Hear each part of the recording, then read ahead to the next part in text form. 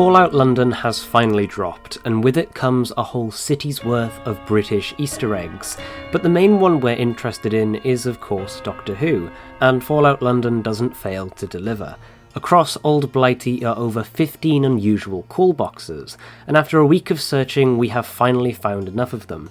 This video will only be going over 15 locations, but there are at least 16 confirmed by the time of this video's release, so there could potentially be more out there, it's just a matter of finding them.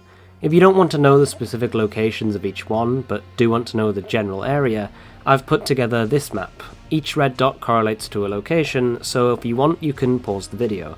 Happy hunting! But if you'd prefer to get a full walkthrough, then let's begin.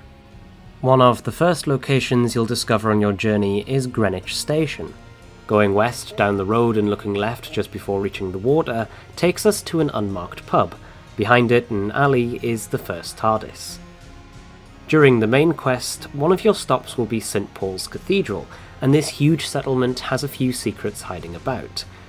Going left from the main entrance and through a set of arches leads us to a fight with some foxes. After they're dealt with, the second TARDIS can be checked off our list. Passing through the Monument Tube Station leads us to the Bank of England. After fighting the hooligans outside, head around the left side of the building and you'll come across our third TARDIS. Fast travelling to the Strand, just west of St Paul's Cathedral and going straight forward, takes us to our fourth TARDIS. Nice and easy. A must-see location for all tourists is the Imperial War Museum. Going left from the entrance to the building itself and making our way round the back leads us to the fifth TARDIS hiding amongst the trees. South of the Swan and Mitre in Bromley is the Glades Shopping Centre. Inside is a long fight with a sect of cultists, but after they're defeated there's a reward waiting inside of the Homeware shop, our sixth TARDIS. After entering Lewisham for the first time through Gate 3, we're given a quest by the hooligan Bookie to take a heavy sack to the top of Ravensbourne construction site. Following the white arrows up the building, but stopping around the middle, takes us to this door, and behind it is the seventh TARDIS. The British Museum is yet another must-see location for tourists, but thankfully in Fallout London, you don't have to queue for an hour to get in. Heading through the gauntlet set by the building's AI Terry will eventually take us to this stairwell. To continue the gauntlet we must go down, but going up leads us to the eighth TARDIS. Be warned, however, if you don't get it on your first run-through, the entire building will reset and stop you from getting through, so console commands will be required. During the main quest Hear Ye, we will end up in a small settlement of Brixton, where the Wayfarer is tasked with building a bridge to neighbouring Croydon. After fighting through West Croydon Station, turn left down the street, then immediately left again. Inside the hollowed-out back of the building is TARDIS number 9. The borough of Hackney is now home to the Britpop punk-esque Roundels.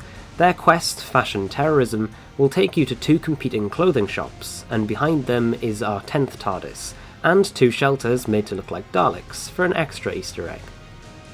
The once tourist hotspot of Camden is now thankfully one of the more peaceful areas of Fallout London.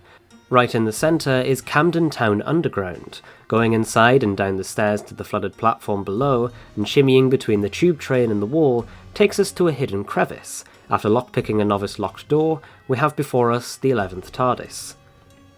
One of the more historic monuments is the Wellington Arch in Westminster. Picking a novice locked gate on the side and heading down leads to a flooded section of the tube. Taking the second tunnel on the left leads us to the 12th TARDIS on our list. Just slightly southwest of the Islington Public Library is a small alleyway marked by construction signs. After dealing with some hooligans trying to break into the 13th TARDIS, we can check it off our list. Even Mountbatten wants to have a go. East of the Stepney Apartments and Propaganda Centre in Tower Hamlets is our next box. Going east down from the road of the Propaganda Centre, we come across a small alleyway to the left, and inside we can check off TARDIS number 14. The final box on our list is just south of the famous Shard, though the building itself looks worse for wear. Going south down the street and looking left, we find a cramped alleyway with the 15th TARDIS, completing our journey and unlocking the final location. Fast travelling to the Southwark Bridge shows us one last TARDIS, and inside is the unique weapon Dardek, with its own ammunition cell T-rounds. After picking up the weapon, the TARDIS begins to wheeze and teleports away.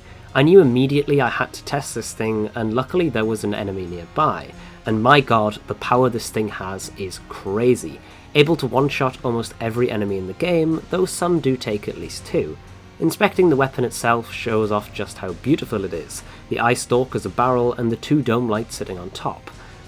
Looking at the stats, it does 90 energy damage, can hold 3 cell T rounds at a time, has a fire rate of 10, a range of 203, an accuracy of 74, and only weighs 5 pounds, and is valued at 250 tickets. Unfortunately though, unlike the alien blasters of the base game, this thing cannot be modified at a weapons workbench, and I didn't find the ammo to be craftable at an ammunition bench. I wish that this was more like the base Fallout 4 alien blaster, as there we can convert the weapon to use fusion cells instead. Before we end the video, I want to give a big shout out to all of the Reddit users that helped create this video. If it wasn't for the community effort, it would have taken a lot longer to finish the quest, so to all the people on screen, I am hugely grateful for your efforts. But with all that out the way, I hope this video helped you guys out, and if it did, then consider leaving a like and subscribing to the channel down below, as it really does help out. I make other videos on Doctor Who, so if that's your kind of thing, maybe consider checking them out too. But, as always, thanks for watching.